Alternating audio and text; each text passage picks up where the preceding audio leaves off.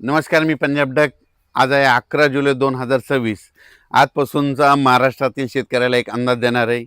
राज्यातलं परिस्थिती बघितल्याच्या नंतर आपण म्हटलं होतं ना, राज्यात 10 तारखेच्या नंतर 11 पासून चांगलं सूर्यदर्शन होईल. तर 11 तारखेला चांगलं राज्यात सूर्यदर्शन झालं आणि वारं देखील सुटलेलं आहे. मग राज्यात आता पाऊस कधी येणार आहे? तर खास करून आज मुद्दामहून त्याच्यासाठी अंदाज देणार आहे. राज्यामध्ये आता 11, 12, 13, 14पर्यंत असं चांगलं सूर्यदर्शन राहणार आहे. वारं देखील सुटन म्हणून हे अंदाज लक्षात यायचा. त्याच्यानंतर 15 तारखेच्या नंतर 16 तारखेपासून राज्यात थोडाफार पावसाला सुरुवात होणार आहे. म्हणजे तुरळक ठिकाणी 16च्या नंतर म्हणजे 16 जुलैपासून 16, 17, 18, 19 दरम्यान राज्यामध्ये तुरळक ठिकाणी विखुरलेल्या स्वरूपाचा भाग बदलत पावसाला सुरुवात होणार आहे म्हणून हे अंदाज लक्षात यायचा. तो पाऊस सर्वदूर पडणार नाही. फक्त काय झालेलं आहे, हे 4 दिवस जे पाऊस थांबन म्हणजे 14, 15 तारखेपर्यंत, ते 16 तारखेला मात्र परत सुरू होणार आहे म्हणून हा अंदाज लक्षात यायचा. त्याच्यानंतर पुन्हा काय परिस्थिती राहणार आहे, तर त्यानंतर काय परिस्थिती राहणार आहे त्याच्यानंतर राज्यातल्या सर्व शेतकऱ्याला सांगू इच्छितो की राज्यामध्ये 21 जुलैपासून ते 5 ऑगस्टपर्यंत म्हणजे चांगला जोराचा पाऊस पडणार आहे. मग ते दररोज वेगवेगळ्या भागात पडणार आहे. मग 21 जुलैच्या नंतर सगळ्यात जास्त जसं मुंबईला पाऊस पडला ना, आता मुंबई, पुणे, नाशिक, आता नंबर आहे विदर्भाचा. आता 14 जिल्ह्याचा नंबर आहे. मग तुम्हाला सांगू इच्छितो 21 जुलै ते 5 जु 21 जुलै ते 5 जुलैच्या दरम्यान राज्यामध्ये गडचिरोली, चंद्रपूर, नागपूर, वर्धा, भंडारा, गोंदिया, यवतमाळ, अकोला, हिंगोली, वाशिम, त्याच्यानंतर इकडं बुलढाणा जिल्हा, जालना जिल्हा, जळगाव जिल्हा, ह्या भागामध्ये मात्र 21 जुलै, 22, 23, 24पर्यंत चांगला जोराचा पाऊस पडणार आहे म्हणून हा अंदाज लक्षात यायचा. जसं मुंबईकडे पाऊस पडला तसा काय होणार आहे, नागपूरकडं, वर्ध्याकडं, भंडारा, त्याच्यावर चंद्रपूर, यवतमाळ, हिंगोली, अमरावती ह्या पट्ट्यामध्ये काय होणार आहे म्हणजे शेवटच्या आठवड्यात चांगला पाऊस येणार आहे म्हणून हे विदर्भात, पूर्व विदर्भातल्या शेतकऱ्यांनी अंदाज लक्षात घ्यायचा.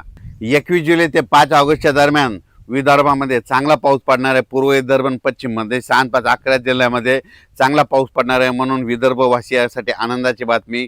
म्हणून विदर्भातल्या शेतकऱ्यांनी 20 तारखेपर्यंत तुम्ही तुमची शेतीचे कामे करून घ्यायचे, कारण की 21 तारखेच्या नंतर चांगला जोराचा पाऊस तुमच्या भागात येणार आहे म्हणून हा अंदाज लक्षात घ्यायचा. जसं मुंबईकडे पडला तसा आता विदर्भाचा नंबर आहे. नागपूरचा, वर्ध्याचा, भंडाराचा, चंद्रपूरचा, गडचिरोलीचा त्यांचा आता नंबर आहे म्हणून हा अंदाज त्यांनी लक्षात घ्यायचा. पण तुम्हाला एक सगळ्यात महत्त्वाचं सांगू इच्छितो, पंढरपूरची दिंडी परतल्याच्या नंतर मात्र राज्यात माझा जोराचा पाऊस पडणार आहे म्हणून हे अंदाज लक्षात यायचा. मग ते पाऊस कसा पडणार आहे, 27 जुलैपासून ते 5 ऑगस्टपर्यंत राज्यात मग जोराचा पाऊस सगळीकडेच पडणार आहे म्हणून हा अंदाज लक्षात यायचा. त्याच्यानंतर सांगायचं झालं तर अहिल्यानगर जिल्हा, पुणे जिल्हा, नाशिक जिल्हा, तिकडं काय होणार आहे 21 तारखेच्या नंतर चांगला पावसाला सुरुवात होईल आणि सरी मात्र पुणेकडं तिकडं सुरू होतील म्हणून हे अंदाज लक्षात यायचा. त्याच्यानंतर इकडं सांगली जिल्हा झालं, सोलापूर जिल्हा झालं, लातूर जिल्हा झालं, धाराशिव जिल्हा झालं. जुलैच्या शेवटच्या आठवड्यामध्ये तिकडं पाऊस येणार आहे. तिकडे सध्या तरी असा मोठा पाऊस तिकडल्या भागात नाही म्हणून लातूर जिल्हा, त्याच्यानंतर धाराशिव जिल्हा, सोलापूर जिल्हा, सांगली जिल्हा ह्या भागातील शेतकऱ्यांनी, बीड जिल्ह्याचा काही भागातील शेतकऱ्यांनी लक्ष यायचा. आता हे जे पाऊस येणार आहे म्हणजे आता 21 जुलैपासून जे जास्त पाऊस फक्त आता पूर्व विदर्भ आणि पश्चिम म्हणजे 14 जिल्ह्यामध्ये जास्त पडणार आहे म्हणून हा अंदाज लक्षात यायचा. त्याच्यानंतर यात्रा परतल्याच्या नंतर मात्र महाराष्ट्रामध्ये सगळीकडे जोराचा पाऊस पडणार आहे म्हणून हा अंदाज लक्षात यायचा. म्हणजे 27 जुलैच्या नंतर राज्यात मग 27 जुलै ते 5 ऑगस्टच्या दरम्यान मग राज्यात सगळीकडे जोराचा पाऊस राहील म्हणून हा अंदाज लक्षात घ्यायचा.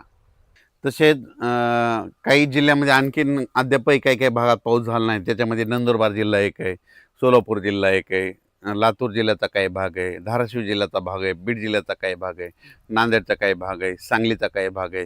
त्या भागात मात्र 21 जुलैपासून ते 5 जुलैच्या दरम्यान तिकडं देखील दररोज वेगवेगळ्या भाग 21 जुलै ते 5 ऑगस्टच्या दरम्यान तिकडं देखील त्या भागात पाऊस पडेल आणि त्यांच्या देखील पेरण्या होणार आहेत म्हणून हा अंदाज लक्षात यायचा. नंदुरबार जिल्ह्यात देखील आता ह्या 15-16च्या दरम्यान म्हणजे 16-17च्या दरम्यान नंदुरबार जिल्ह्यात देखील पावसाला सुरुवात होणार आहे म्हणून ह्या नंदुरबार जिल्ह्यासाठी आनंदाची बातमी.